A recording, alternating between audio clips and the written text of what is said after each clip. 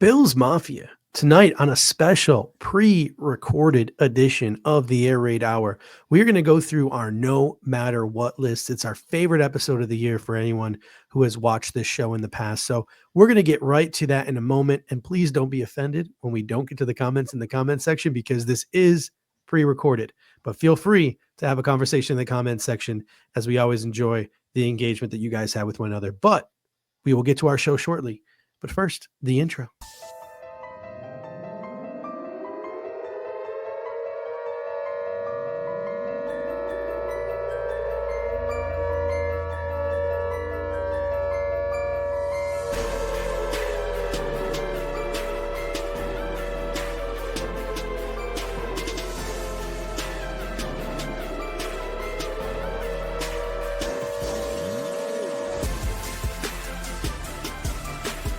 Welcome to the Air Raid Hour, a Cover One Network podcast. Here are your hosts, Judge Mathis and Tilt Money. Welcome in, ladies and gentlemen, to the Air Raid Hour, brought to you by Picasso's Pizza and the Cover One Sports Network. My name is Steve Mathis. You can find me on Twitter at The Bills Guys. Joined, as always, by my co-host, Dave Tilton. You can find him on Twitter at Tilt Money. And Dave, kind of weird. I instinctually just went and hit the little comments button to check the comments in the comments section, and it was empty because this is a pre-recorded show and there are no comments in the comment section this evening. So as I mentioned in the intro, feel free to have a conversation amongst yourselves tonight in the comment section. I know you guys always enjoy that engagement. I apologize that we cannot bring your comments on screen, but this is our favorite show of the year and things came down to the wire this year. And this is the one that we had to fit in as sort of our on-demand show. And every year, Dave, we get to pick our guys in the draft following sort of the footsteps of Kevin Costner in the movie Draft Day. And we are both living very, very busy lives right now. Mm-hmm. Are you going to have time to get your annual viewing of Draft Day in before the draft? I'll make time for it. Yeah, I will make time for it. I mean, so Friday's Good Friday, obviously, and my kid's out of school. So I'm thinking while she's napping that day, I don't have to work. That'll be my time to watch it. Yeah, it's crazy for me. Like Monday nights, I got this podcast here, and then Tuesday, Thursdays, I coach high school basketball, and we got our spring camp. Wednesdays, I got my daughter's swim. Saturday mornings, we got gymnastics. Saturday afternoons, I got AAU games. So like literally Friday night or Sunday, like those are the two times where I'm going to have to try to fit this in. Maybe after the wife falls asleep on Friday night, I'll turn on Draft Day and she'll wake up at midnight and be like, "What are you doing, you sicko?" And I'll be like, I'm watching Draft Day.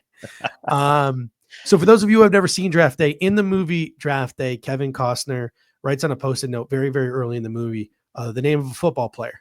And that football player is the late, great Vontae Mack, Chadwick Boseman. And on Draft Day, when everyone expects him to take the quarterback, he takes Vontae Mack, the inside linebacker. First off, that movie is just full of plot holes. First overall, and then work some Draft Day magic. So we have our own no matter what lists, and because we are draft guys and we love the draft, instead of one guy, we have a multitude of guys, one at every single position group. These aren't all going to be Bills specific guys. The first guy I'm going to talk about today at running back is probably not a guy the Buffalo Bills are going to be interested in. Some of these are at positions where there are clearly better players, but there's just a player in the middle rounds that we really love. This year, I went heavy on sort of the middle round guys. I didn't really go for a lot of the early round guys. It doesn't mean I hate Kenneth Grant. It doesn't mean I hate Derek Harmon. It doesn't mean I hate Kyle Williams, who's going to, spoiler alert, be one of your guys. Like, I just like some other guys more, or just lean towards another guy in their story, etc. So that's the fun that we get to have on a show like this tonight. Yeah, and I think over the years we've done a good job of kind of spreading the value proposition out on these picks, right? I had Sam Laporta as my no matter what tight end a couple years ago, but we try to really avoid guys that are unrealistic for the Bills as well. We're not going to put Travis Hunter as a no matter what play. You know what I mean? We're not going to put Abdul Carter as we try to mix it up and try to have some maybe late round one, early day two guys and some mid round guys. So it's a good mix of value proposition as far as it's not all the same type of guy. It's kind of spread out, which is nice. Since this is not technically a Bills specific show, some of these guys are not Bills specific. We're not going to go in order of the Buffalo Bills needs. We're just going to go from offense to defense. So we're going to start today with the offense, and we're going to start at the running back position. And we're going to go to you, Dave, first. When we look at our guys at the running back position, for you, it's going to be Bashul Tutin out of Virginia Tech. And for me, it's going to be Cam Scadaboo out of Arizona State University. So I will start with you, Dave. Tutin, what do you see out of him that makes him your guy in this year's draft class? It's not a Bills specific show. I get that. But I kind of had an eye open to thinking about what the Bills could use here, right? And Bashul Tutin from Virginia Tech ran the fastest 40 time of all the running backs at the combine with that 4.32 40, 9.56 RAS. Bruce Feldman freak list, third best elusive rating per PFF in 2024, which takes into account missed tackles force for over design run attempts plus receptions and yards after contact per attempt and all these different metrics. And he was the third best there. Sixth highest yards after contact per attempt, 4.16 of draft eligible running backs with at least 100 rush attempts. He did have 4 fumbles, so there was a slight concern there, but chipped in with 23 receptions in 2024, had another 20 plus in 2023, and has kick return ability with 22 career kick returns, including 2 kick return touchdowns in 2023, where he averaged a really impressive 28.9 yards per return. And I just think he's a guy that the Bills, we talked about on our show Monday about adding speed to this offense, whether it's at wide receiver or for me personally, adding it at running back. I think Tutin can fit this team well and provide some additional ability as a return man. I just really like his game. So for those reasons, that's why I picked him as my no matter what running back this year in a class of a lot of good options at running back, but stayed away from maybe the top guys and kind of went for this particular selection for more of a middle round, later round type of guy. He's an exciting player. He's electric. And my guy in this class, Cam Scadaboo out of Arizona State, he is exciting for a much different reason. And that's because he likes to make things go boom. 5'9", 219 pounds, 4.65 40 at his pro day with a 1.58 split. But he's got an elite explosion with his broad and his vertical. 7.44 RAS. He's got similar and still better testing numbers than a guy like David Montgomery. So for those people who want to sort of question his athletic ability and reasons why he won't be successful in the National Football League, I get the wear and tear argument, but I don't get the athletic argument. I think he's very comparable to a guy like David Montgomery. If you look on Mock Draftable, Marion Barber is a name that comes up when you search Cam Scadaboo's name. So RIP Marion Barber, but that's a nice little throwback there. 293 career carries 293 carries last year at Arizona State for 1,700 yards, 21 touchdowns. He also added 45 catches for 600 yards and 3 touchdowns as a receiver. The first FBS player with 1,500 rushing and 500 receiving yards since Christian McCaffrey. That's pretty darn impressive. He gained positive yardage on 86% of his carries in 2024. He forced 110 missed tackles in 2024. He's got great vision, high-end contact balance, a low pad level, good foot quickness, quick explosive jump cut.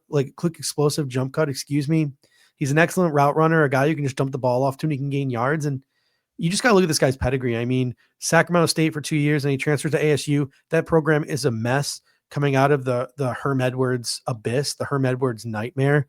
He played quarterback, running back, wide receiver at ASU. In 2023, they literally had no quarterback because of injuries and no offensive line because of injuries. They were down to like walk-ons and things of that nature, but he was playing wildcat quarterback. He was running through non-existent holes and still gaining yards and just willing a football team that literally should have just packed up and quit. It was so bad. But Cam Scadaboo willed that team, and you could see what his makeup in that season. And then he comes back in 2024 with a much better football team, 5th in Heisman. ASU makes the college football playoff. And in that Texas college football playoff game, which they almost pull off the upset, 242 scrimmage yards, he was awesome. Passing, rushing, and receiving. Like the whole world saw what Cam Scadaboo was all about in that game. In pass pro, he's willing, but he needs work. He does not possess that home run speed. But to me, I think he's going to be a really, really, really good running back in this league. I think somebody's getting a steal in the 3rd, 4th round. Big fan of his. That Texas game, man, like he won a lot of fans, I think, Yeah. during that game. And obviously you pay close attention to him, at ASU being where Yeah. you are. And for me, like seeing what he did in that Texas game and in that playoff game, it just like trying to get his team across the finish line as much as he could. And he really won me over in that one. So I'm a big fan of his. Up next is our no matter what wide receivers. My wide receiver is Ty Felton out of the University of Maryland. Your no matter what is Kyle Williams out of Washington State University. Dave, I'll let you lead it off with Kyle Williams, impressive wide receiver. Why is he your no matter what receiver? Yeah, I mean, so Kyle Williams for me, and again, I kind of talked about this a little bit on Monday's show too. I've been kind of in on Kyle Williams pretty early in the process, right? And it's a little bit of validation, I guess, from looking at across the draft community now to see that he's kind of been rising up people, at least in the draft content creation community, rising up boards, rose up 87 spots on PFF's overall rankings from February to now. I thought the combine was important for him as far as his 40 time to show that he could run a fast time at that combine with his size. He did run the 4.4 and kind of check that box for me. For me, it's all about his ability to separate, his ability to generate yards after the catch. 8.4 yak per reception was the highest of anyone in this class with at least 85 targets. The fourth most receiving yards in the class and third highest yards per reception of those in the class with 85 targets. 25.3 of his snaps coming from the slot, which was the highest of any season of his career. So he does bring some versatility, and the 10th highest contested catch percentage of any wide receiver in the class with 85 targets. 0 drops on 101 man coverage targets, and the 4th highest average depth of target against man coverage in this class. Daniel Jeremiah says he's put himself in the mix to be drafted on day 2 and can benefit from this receiver class not being quite as strong as others we've had in recent years. Williams helped himself a lot, talking about the combine performance. And so for me, checks a lot of the boxes about, again, coming at this from a Bills perspective of what they need and just my sort of validation of him throughout the entire process. I wasn't going to go away from my guy. Stuck with him from the beginning, and I'm sticking with him now. Yeah, to me, I mentioned this on the Monday show. I heard some people saying, like, could he sneak into the back half of the first round? Maybe. Chris Sims had him as his number 2 receiver. Now, Chris Sims is a very clickbaity type of content creator, but he has had some lists where he's gone a little off the rail and a little off the consensus and been right. So you got to give him credit sometimes when credit is due. To me, Kyle Williams is the best separator in the draft, period. Like, outside of Travis Hunter, like, this guy's just the best natural separator in the draft of anyone at the receiver position. He's really, really good. If he wasn't my guy, I probably would have taken him. But since you took him and you called dibs early, I moved on pretty quickly to my guy, which is Ty Felton. I really like him. I think, especially Bill specific, like that Darius Slayton box, like he sort of checks. I think he's just a shorter armed, like Emmanuel Sanders. He gives me a lot of those vibes. I mean, he's 6'1", 183.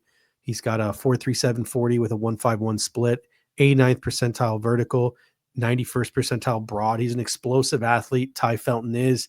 He had a good year in 2023 with Maryland, and then he built off of that in 2024. Third team AP All-American, first team All Big Ten, 96 receptions, which set a school record, was 4th in the FBS.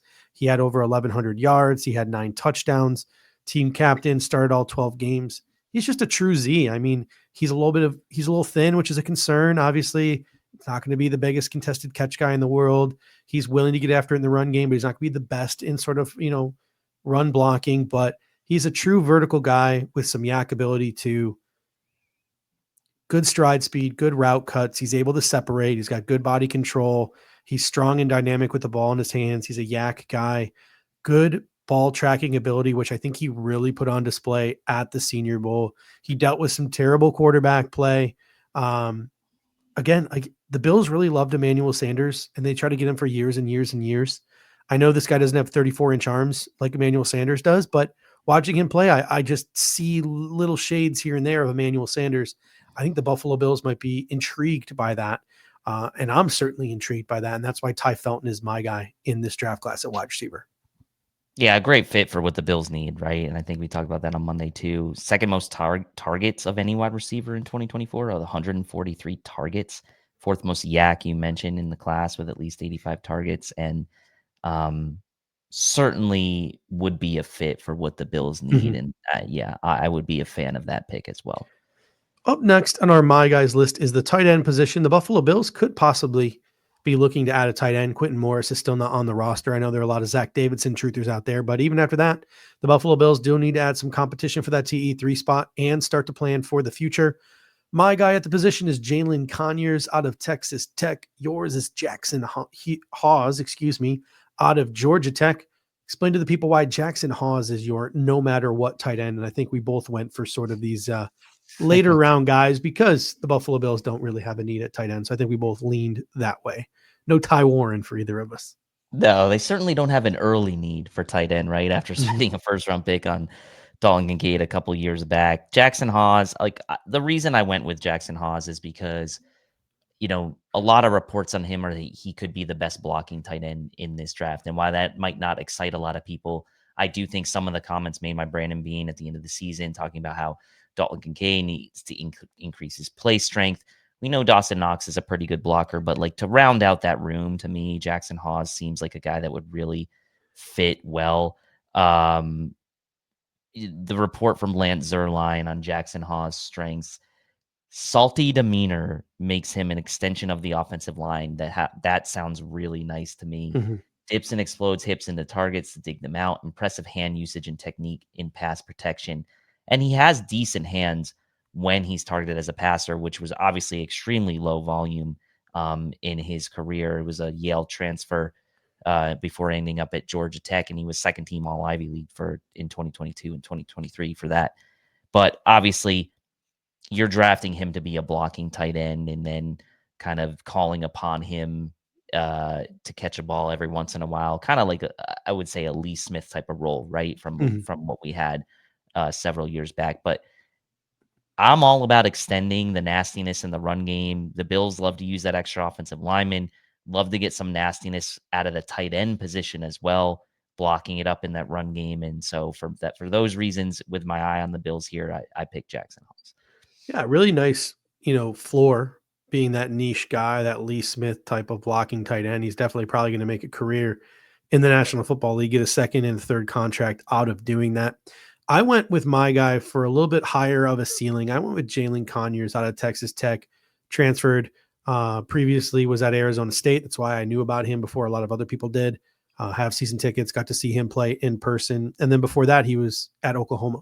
So he transferred to ASU from Oklahoma. So he's been a little bit of a journeyman throughout college football. 6'3", 260 pounds, 33-inch arms, 4'7", 440, which is pretty good with a 162 10-yard split, 928 RAS. He had great explosion and agility numbers. So he's a really good athlete. He was second team all Big 12 conference this past season with 3 starts, dealt with a foot injury. So he had that sort of slowing down his senior year, but he caught 30 catches for 320 yards and 5 touchdowns. When he was part of the ASU program, just like Cam Scatterbu, split time at Wildcat quarterback, just had to make these just plays like that you don't expect a collegiate Power 5 football team to have to make, and run some of the type of plays, the backyard type of stuff that they had to do. But they showed that they were really football players. Guys like Jalen Conyers, guys like Elijah Badger, guys like Cam Scatterbu. They really showed a lot of perseverance in that season and got creative. He was used again as a Wildcat quarterback at Texas Tech, where he got to throw the ball, he got to run the ball. So he's got good wiggle and he's got good yards after the catch ability for his size. He's just never been traditionally utilized, whether it was at Oklahoma or Arizona State or Texas Tech. So I think he's a little bit a little underdeveloped as a traditional tight end. And for that reason, he's a little bit under the radar. I thought he was cooking dudes at the East West Shrine Bowl and some of the clips that I saw. He's got really good ball skills, really good short area quickness. 60% contested catch rate, which is really good. At the combine, his gauntlet was immaculate. No drops, no wasted motion, no nothing. He looks so fluid. He had an 80.1 run blocking grade from PFF this past season. He's willing and able, even if he does need some refinement in that area. I think for other teams, he could really slide in and be a a tight end 2 with a tight end 1 ceiling. If you're the Buffalo Bills, I think he could slide into that tight end 3 role vacated by Quentin Morris and could eventually be more. When you look at his athletic comps on Mock Draftable, a guy like Ian Thomas of the Carolina Panthers really sticks out as a similar comparable to a guy like Jalen Conyers. So I'm just a big fan of his game. I think he's flying under the radar. I really, really think he's got a nice high ceiling if he ends up in the right situation. Yeah, high ceiling for sure. The NFL Combine IQ Next Gen Stats, which was new for this year, he was the third highest athletically tested tight end at the Combine, and certainly has a high ceiling. And the question will be sort of, I think, on him: can he put it all together? Can he be coachable? Can he commit? Right? I think I don't think the questions are about athletic profile at all, right, with Yeah. Conyers. So a really solid, like, high ceiling prospect. I like him. Now to the defensive side of the ball, we're going to skip the offensive line. I'll tell you what, Dave, I don't even think I can name 5 offensive linemen in this class. I've done like 2% research on offensive line. It's really nice. Like if the Bills draft a guy, cool. Like we'll search him up after they draft him. But knowing the Bills are so secure at that spot and so deep at that spot, it was nice to just be able to take a cycle off at that position. Like we've been able to take the cycle off at quarterback for like the last half decade or so here. So on to the defense, and we're going to start with the front 7. We're going to start with edge rusher. My guy at the edge rusher position is Josiah Stewart out of the University of Michigan. Yours is Donovan Izaraku out of Boston College. So talk to the people here. Why is Donovan E my guy in this year's draft class?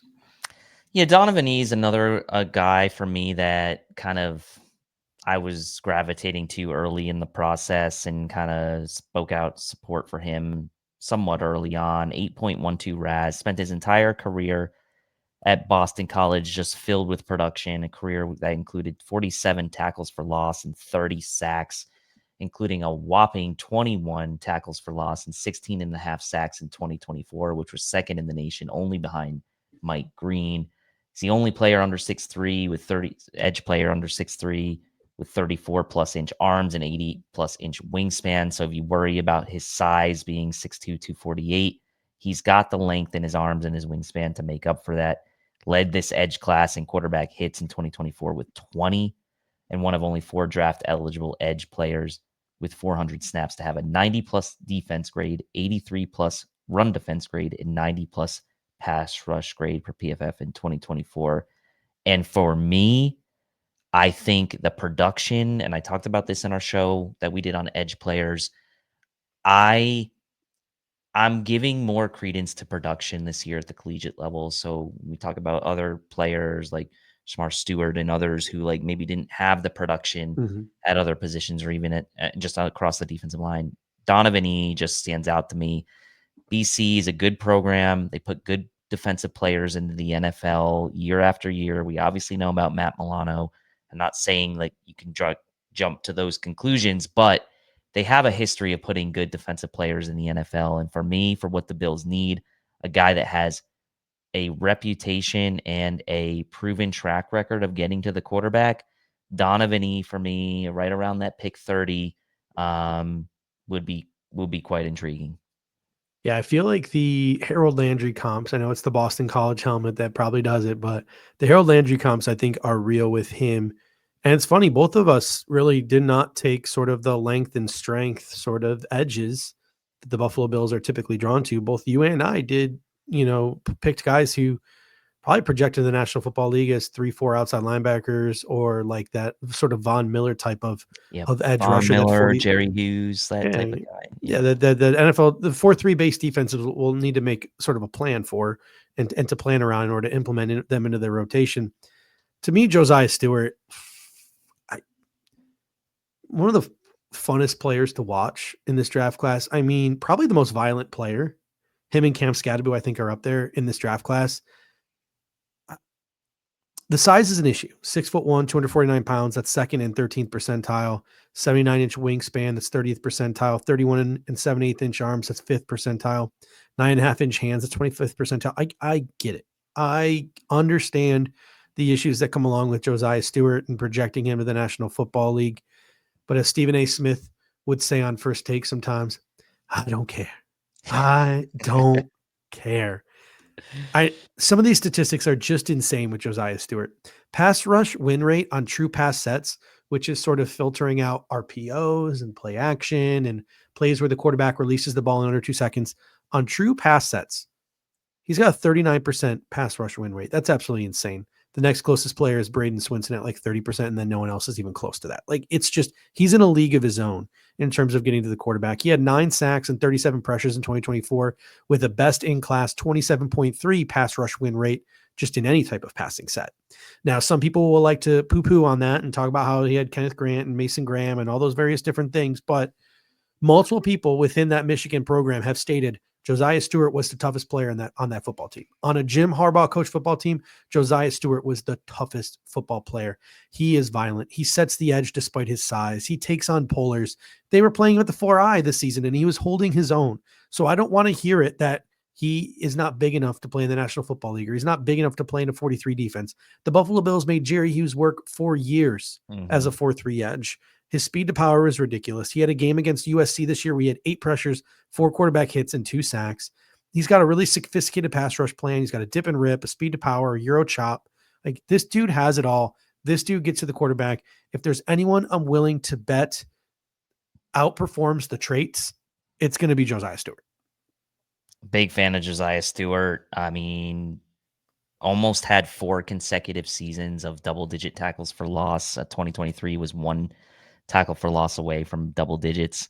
Obviously was at Coastal Carolina and transferred to Michigan during the transfer portal, but 47 career tackles for loss and 30 career sacks. So again, kind of like, to me, like your version of my Donovan E. Like, he gets to the quarterback, the production is there all throughout his collegiate career, and the violence that he plays with, obviously within the rules. But yeah, I would be quite happy if the Bills added a guy like that to their team to kind of like you said on the defensive edge show, like change the attitude a bit or remake the attitude a bit on this defense. Up next is the interior defensive line. I went with CJ West out of the University of Indiana. You went with Derek Harmon out of the University of Oregon. So really one of the first round caliber players that we have here on our no matter what list goes to you with Derek Harmon. Talk about him and what you like about his game. This was tough for me because I was kind of going back and forth between, like, CJ West was on my short list for this as well. I thought about Alfred Collins for a bit, but then I kind of felt like, it's not really necessarily the guy that the Bills would go for, although I do like him. So I kind of kept my Bills hat on, so to speak. And really for me, there was a lot of things about Harmon. So number one, after transferring from Michigan State, having 11 tackles for loss, 5 sacks in 2024, including 4 passes defense in 2024, 43 hurries in 2024, which led all draft eligible interior defensive linemen, and is become a really popular player with Bills Mafia. But those advanced metrics, and then just the film reviews that Eric and Anthony have done on this Oregon defensive line, including Jamari Caldwell, by the way, really, really sold me on Derek Harmon, not only being a potential fit for the Bills, but also being a potential disruptor for them. And I think that some of the things around his run defense being maybe lesser are a bit overstated, because he actually graded out pretty decently well as a run defender. And we know his strength as an interior pass rusher. So at 6'4", 313, 83-inch wingspan, to me, he could come in and kind of fill that backup one tech role behind Daquan Jones, or take over that, if depending where you draft him. I think he probably would come in and be a day one starter, but he can also give you something on pass rushing downs as a pass rusher from the interior, when you could get Ed Oliver and Derek Harmon on the field at the same time in pass rushing situations. I'm envisioning a scenario where Joey Bosa's healthy, Greg Rousseau's healthy, and then you have Derek Harmon and Ed Oliver rushing from the interior on passing down situations. That makes me feel certain things. So Derek Harmon's my guy at interior this year. Out of a lot of good options, I will say. It was tough to narrow it down. Yeah, I kind of want sort of the polar opposite with CJ West here. And this is the kind of like the first and second down type of guy to really help you shore up the run game. CJ West out of Indiana, played at Kent State for years before transferring to Indiana for his final year. If you look at his measurables, right, the issue with him is the arm length, 31.5-inch arms, which is only 6th percentile. He's a little short on the shorter end too at 6'1", which is 15th percentile, but you can use that to your advantage, in my opinion. 6'1", 315, those 31-inch arms, 10-yard split of 173, which is 64th percentile, which is really good. If you look at his athletic comps on Mock Draftable, DJ Jones sticks out to me. I think those are very comparable players. And then another name that shows up is Ali McNeil, who I know you're a big fan of as well. Mm-hmm. CJ West had 10 starts this year at Indiana, 42 tackles, 7.5 tackles for loss, 2 sacks, a pass breakup, and a forced fumble. He had 23 starts in the years prior at Kent State. He transferred from Kent State to Indiana and immediately helped them become one of the nation's best run defenses and make the college football playoff, which is something Indiana had never sniffed before in their program's history. Like, that wasn't a coincidence. Like, CJ West is that type of game-changing player in the run game. He blew up the Shrine Bowl practices. He looked like a guy who belonged in Mobile, not Frisco. He had an 88.1 run defense grade for PFF in 2024, 25 pressures. He's capable of playing the 1 or the 3 tech. He's quick. He's twitchy. He's got burst. It allows him to shoot gaps effectively. He's compact. He's got that low center of gravity at 6'1" that helps him play under blockers' pads. He uses that to his advantage really well. He's got a strong punch power, which allows him to displace interior offensive linemen. Active hands and footwork keep him moving and engaged in tight spaces. He's got a high motor and lateral mobility, which make him disruptive even on stretch plays. He's sturdy. He's spatially aware. He is a great run defender. He uses his hands really well. Plus, he's got elite testing at a 9.1 RAS. Like, let's not complicate things here. He is a good 2-down run defender with elite athletic traits. If he can overcome those short arms, he could probably become a 3-down player. I just love what he can do for any team's run defense. Specifically, I have the Buffalo Bills run defense in mind. Yeah, when I went on Pat Moran's show last week talking Buffalo, and we did a mock draft, a live one, and it was tough to do it. I picked CJ West in the 3rd round in that mock draft for the Bills after I had taken Trey Amos and Jared Ivey, and I picked CJ West in the 3rd round in that one because of those things you mentioned. He's shot up boards. Obviously, PFF had him 156 overall back in February. They now have him as 74th overall, so he shot up 82 spots on their board. Probably one of my favorite players in this draft as well. So I'm so glad you picked him, and I think like we do kind of have sort of opposite type of guys here, but I also think like these are 2 of my favorite guys in the draft. Up next is linebacker. I went with Teddy Buchanan out of Cal, and you went with Shmuel Mondon Jr. out of Georgia. Talk about Mondon Jr. and what made him your no matter what linebacker. Yeah, obviously kind of like got to researching linebackers a little bit late in the game this year, but I really kind of was drawn to Shmuel Mondon Jr. after watching some cut-ups of him in game tape, and like went back to some of his numbers from the combine, went back to some of his athletic testing, 9.42 RAS, 18 tackles for loss and 8 sacks in his career. Really liked what I saw from his cut-ups on his pursuit ability, chasing down guys in open space. Obviously, he's a bit undersized, but could certainly be used as an asset as a blitzer or in coverage.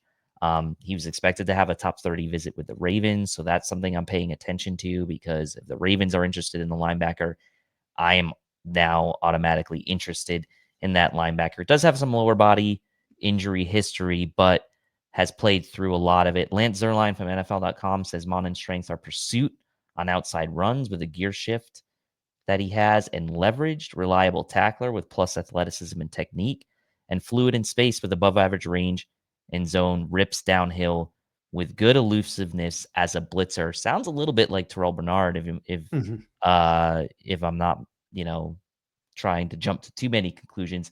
He does need some work on his diagnosis, and he is a little bit undersized, but man, as a guy who could fit maybe what the Bills want to do in coverage as a linebacker and as a blitzer, as a guy who can tackle in space like Matt Milano can, like Terrell Bernard can, I think Shmuel Mondon would really fit with the Bills. Yeah, I'm not gonna lie to you. I haven't done a lot of work on Shmuel Mondon, but those UGA defenders, and I've heard a lot of people in the draft community say a lot of good things about Mondon. My guy has been my guy for a while, since probably about mid-season. I watched a lot of Cal football this year. Why, I don't know, but I did. Justin Wilcox got a pretty good defense. There's another guy I'm going to talk about in a little bit when we talk about cornerbacks that I really like. And there's a couple other guys in that Cal defense that I think should be on the Buffalo Bills radar. But I'm going to go with Teddy Buchanan out of Cal. 977 RAS. I'm really betting on the traits here. 6'2", 235 pounds, 4'6", 40-inch vert. This guy is rocked up. This guy's chiseled. Like, if you see a picture of him, I mean, I can pull up that picture again. Like, this dude is yoked. Like, he is a thick cut dude. Like, he looks the part of an NFL football player, an NFL athlete. But then you watch him play. I mean, he's just a high IQ player. He transferred from UC Davis to Cal and immediately earned that green dot on that defense and sort of became the leader of that defense and the guy who sort of puts the defense in the right spot. He's always been active and efficient as a run defender. He's got really good patience and gap discipline, and he really knows how to fit the run and shoot into backfields for tackles, for losses. He's a turnover machine throughout his career. He's forced 5 fumbles. He's got 8 interceptions. He's just constantly finding ways to impact a game in a similar way that Terrell Bernard always seemed to find a way to be around the ball for the Buffalo Bills, or has seemed to find a way to be around the ball for the Buffalo Bills in his career. Really good coverage upside. He did a really good job despite his size. You'd think a guy his size would be stiff and bulky. No, he's super fluid. He did a good job mirror and matching with guys in the Shrine Bowl practice. He had a really good Shrine Bowl week, following wide receivers, following tight ends. He can get sideline to sideline. He's got great closing speed. Very reliable tackler. Not a lot of missed tackles in his career. You're not going to get past this guy if he gets his arms around you. Just totally built to be a special teams contributor right away as he tries to earn his way onto the field as a defender. I just think there's just so many things to like about Teddy Buchanan, from his backstory to what you see on the field to his athletic testing.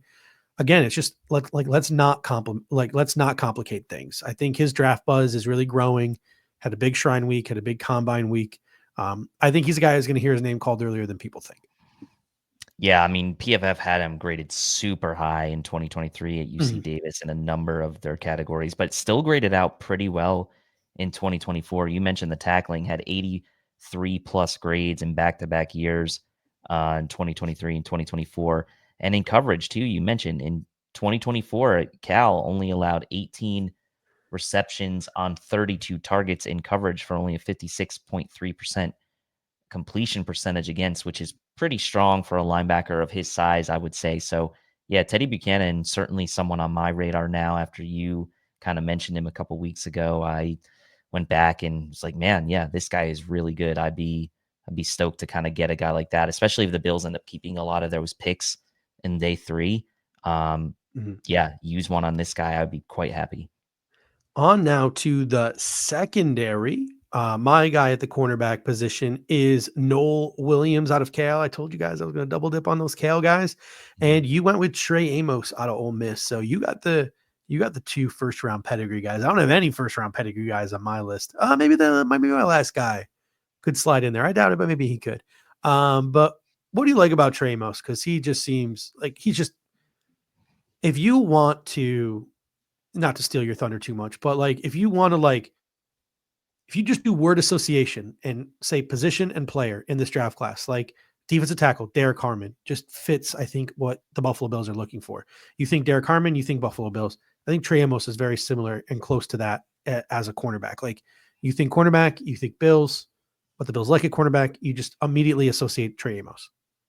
Yeah, and I think the Bills the Bills fan community on social media and the draft community and anyone who does content has sort of really consensusly been on board with Trey Amos. I put him on my list. I would take him at 30 if he's available. I think he's a borderline first rounder. So still put him on the list. And the reason, again, because he was literally the first player I scouted during this draft cycle. First player I scouted, and I just, again, kept coming back to him. Tested out pretty well athletically, 8.37 RAS. He's almost 6'1", 195. So archetype wise, he really does kind of fit what the Bills want at that position as well. Had the 4th highest max acceleration time of any player at the combine, which is their combine IQ next gen stats. Tied for 2nd of draft eligible corners with 10 pass breakups in 2024. 14th best passer, NFL passer rating allowed. This is a PFF metric where they calculate NFL quarterback rating against with those with at least 500 snaps, only allowing a 54.5 rating. 35.7 snaps come in man, 65 in zone. So he's got a good mix. Graded out well in both, almost an 80 grade in both. And also graded out well as a run defender, an 81 grade in 2024 as a run defender. And this shows up, I think, on his tape as well. He is a very willing tackler. Only Amos and Jahdae Barron had defense and coverage grades of 85 plus with run defense grade of 80 plus in 2024 for all draft eligible corners with at least 500 snaps. So that's some pretty elite company for a guy in Barron who is really now maybe a top 10 pick when all is said and done. So yeah, Trey Amos from the beginning and Trey Amos now, he's my no matter what CB. And so it's interesting because I have Harmon and Amos, and this was the decision I had to make on Pat Moran's show. They were both available at pick 30. I picked Amos in that mock draft. Ooh, interesting. I wonder if the people in the comment section had some issues with it. Well, it was pre-recorded, thankfully, because I would have gotten flamed, obviously. But like, I had to. I had to in that scenario. I think when you look at it too, like you feel more confident that there's like a Tyreek Williams or an Alfred Collins or a CJ West waiting for you at the back half of the draft. And like Amos could come in and be like CB2 right away. Like right away. Plug and play. I think this guy could be a plug and play CB2 for any team that drafts him, specifically the Buffalo Bills. That is Noel Williams out of Cal. I think he's this year's Renardo Green. I wouldn't mind him at pick 56 or pick 62. I think he could go higher than people expect. The knock on Noel Williams is going to be his testing. His height, 6 foot, is 56th percentile.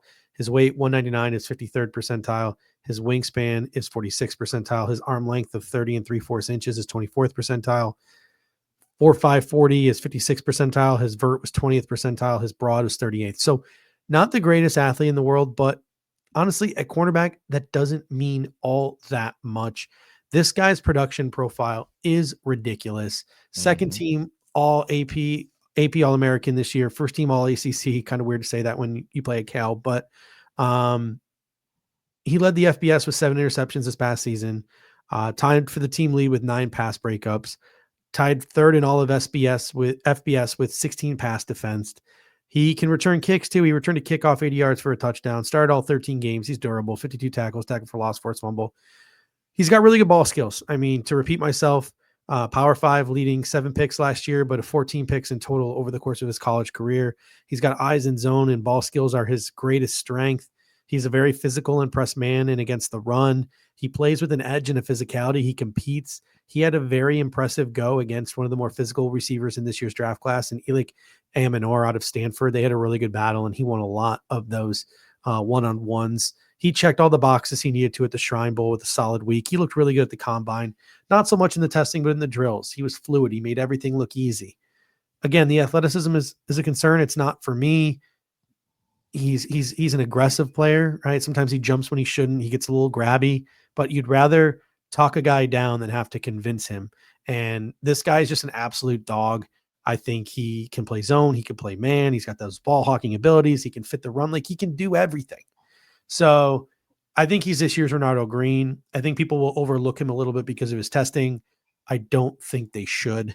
I think this guy is a pretty good cornerback. Is he ever going to be an elite CB1? Probably not. But a CB2 in the National Football League, I think so. And I think it'll be a pretty darn good one. To me, sometimes it's more impressive when guys do what they do when maybe they aren't the best athletes, right? And they can't rely on just pure athleticism. Not saying he's a bad athlete because he still had over a 7 RAS, but his technique, his football IQ, his physical and competitive nature, like these are all check boxes for a guy like Noel Williams. I mean, and Dane Brugler, by the way, agrees with you. He has Noel Williams as his 66th overall prospect, as a 2nd to 3rd round grade, is 8th overall corner. So compared to PFF, who only has him as their 116th overall prospect, a guy like Dane Brugler, who's well respected in the draft community, has Noel Williams as his 66th overall prospect. So that's pretty strong. That's basically a 2nd round pick right there. All right, on to our final position group, and that is the safety position. I went with probably the highest ranked consensus player of all of my players, and that is Xavier Watts out of Notre Dame. You went with Andrew Makuba out of Texas. Love both these guys. The top 5 or 6 safeties in this draft, I think, are really good safeties. I really like the upper part of this class. But what about Makuba stuck out the most to you? Yeah, to me, Makuba is a guy that you maybe get back some of that ability to disguise your coverages a bit with your safeties if you bring a guy like Makuba into the mix who can play down in the box, can play center field. I know a lot of the Bills community is looking for like that quote Micah Hyde replacement, but I think Makuba, to me, he's everything that you would want in a safety where you want to disguise coverages. If you're the Bills, 5th fastest 40 time of all safeties at the combine, had a career best 5 interceptions in 2024 and 23 career passes defense, 2nd best defense grade and 3rd best coverage grade per PFF of all draft eligible safeties with at least 400 snaps in 2024. Not afraid at all to lay the wood, but also plays really well in coverage. To me, he's maybe a top 3 favorite player of mine in this draft. And his 3 highest graded games last year for PFF were at Michigan, Mississippi State, and at Texas A&M. He's versatile, who would be a good fit for the Bills, help them get back to, again, as I said, more of that disguised looks that they can do with their safeties, which I think maybe they were limited with a little bit in 2024. If the Bills somehow find their way to adding a 3rd round pick in this draft, and they've already addressed other positions, I would be banging the drum for a guy like Makuba in like the 3rd round or early 4th round, or maybe even sooner than that, to be honest.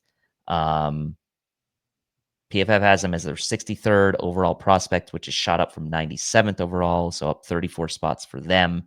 And Dane Brugler has him as a 3rd to 4th round grade. So I just feel like he's like one of those perfect fits, just like Amos is for this Bills defense.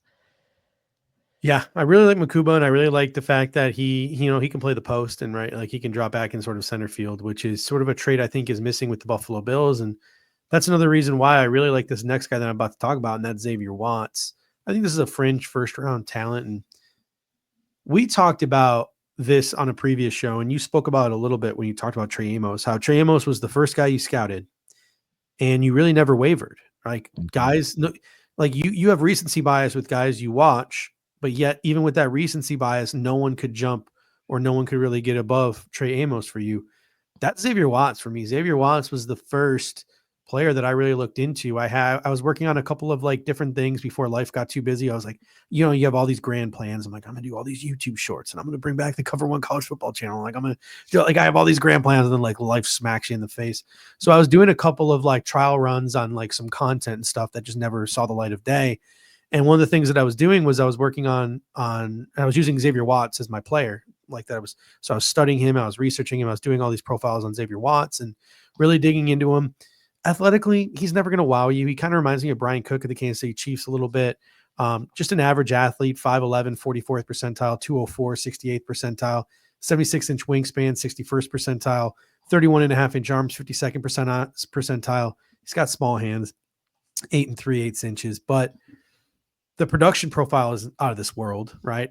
He won the Nagurski Trophy in 2023 as the nation's top defender, 1st team AP All-American, tied for the FBS lead with 7 interceptions, started all 13 games, had 52 tackles, 3 TFLs, 4 PBUs, and a forced fumble. Decided there were parts of his game that he wanted to work on, which I thought was insane. Like, yeah, he could have been a top pick last year. He's like, no, there are things that I want to improve about myself, and I want to do it here at the college level at Notre Dame. Decides to come back, was once again 1st team AP All-American. He joined Heisman Trophy winner Travis Hunter as the only consensus All-Americans in 2023 and 2024. He was tied for the 2nd in FBS with 6 interceptions. He was the Sugar Bowl defensive MVP with 7 tackles and a tackle for a loss in the playoff quarterfinal win over Georgia. Set the school record with a 100-yard interception return for a touchdown against USC. Started all 16 games, had 82 tackles, 3.5 TFLs, 10 PBUs, a forced fumble. He was a team captain. Like, this guy processes the game at such a high level. You mentioned average athletes have to make up for it with IQ. This guy's got IQ off the charts. His ball production, 13 picks over the last 2 seasons. And he's that center fielder type that we talk about, right? Like we want that center fielder type, that ball hawking type. It feels like every time we talk about those high ball production safeties, they all have the same flaw. Well, their tackling is not great. Their angles are not great. They don't really fit the run well. They're not the most physical guys in the world. Like that's not Xavier Watts. Like he diagnoses plays. He works downhill. He's a weapon as a blitzer. He fits the run. He takes good angles. Like he does all those things. Like he is the complete package. I think he should be getting more round one talk, but safety is not sort of a value position. And of course, he's got those athleticism things that are going to hold him back. An anonymous quote from an AFC national scout to Lance Zierlein, which is available on Xavier Watts's national scout profile or NFL.com profile. I question his speed and man coverage talent a little bit, but they are all well above the line. His instincts and ball skills are off the charts. Like this guy's going to go top 40. I don't care what any mock draft simulator says about him being available to the Buffalo Bills at 56. I legitimately think this is a top 40 talent. He's a post defender. You can groom along Cole Bishop if we're talking in Bills terms. I think they complement each other really well. This is just a no-brainer, dude, in this draft for me. I think one of the safest players in the draft. As pro ready as any player in this draft, as smart as any player in this draft, like to me, if the Bills had a pressing need at safety, like this could be a perfect situation for them to just take this guy at 30 or even maybe trade up a little bit. Cause like if you want to get your guy, you got to get your guy. And I agree with you. How many teams regret passing on Cam Kinchens last year? Great year for the Rams. A little bit different scenario. Like, but same, like pass on him because he's an average athlete, even though his film is disgustingly good. Mm-hmm. It's that better here with Xavier Watts. I mean, you mentioned the ball production, third best defensive grade of any safety in the class last year, fourth highest coverage grade in 2024 of draft eligible safeties with 400 defensive snaps. Like this is just one of those, like you've been saying in the last like couple segments and going back to Monday show, like just don't overthink it. Right. Like this is one where it's like, if you're the Bills, you're staring at Xavier Watts, like what do you do? Right. Because like you have safeties in the room, but there are still question marks. Like you could legitimately get this guy in and pair him with whether it's Rapp or Bishop and just be set at the safety position, at least one of them for years to come, right? If there weren't questions at the position for the Bills, then maybe you discount this a little bit. But I don't think you can discount safety maybe as much as some people want to with the question marks we still have at that position. So I love Xavier Watts. He's one of my favorite players in the draft. All right. Any final thoughts before we head out of here this evening? Another great year of the No Matter What show. A little bummed that it was pre-recorded, but also probably helped us keep the show under an hour, which we barely did, even just getting 8 players each, which is just crazy to me. So great time of year at this stage with this show coming out. We're a week away from the draft. It's going to be awesome. I can't wait. And as always, looking forward to sharing that night with you and Pro Ant and the other guys. Yeah, it's going to be a lot of fun. Join us Monday night as we sort of start comparing guys across position groups by round. So we've done all the position groups in isolation. Monday is where we bring it all together. All right, first round receivers versus edges versus DTs versus corners versus safeties. And we're going to do that for each of the 7 rounds of the draft, or at least each of the days of the draft. So we're going to start comparing guys across position groups on Monday. And then we're live here at Cover One, Thursday night, Friday night, Saturday afternoon. So we've got you covered wire to wire here. Stick with us. And thank you guys so much. And as always, until next time, go Bills. Go Bills. Thank you for watching tonight's episode of the Air Raid Hour. Make sure to hit that like button on the way out. If you are catching the show on demand, leave a reply in the comments section and we will respond over the course of the week. You can always listen to every episode next day on all major podcasting platforms, including Apple Podcasts and Spotify, by searching Air Raid Buffalo. Thank you for your continued support, and as always, go Bills!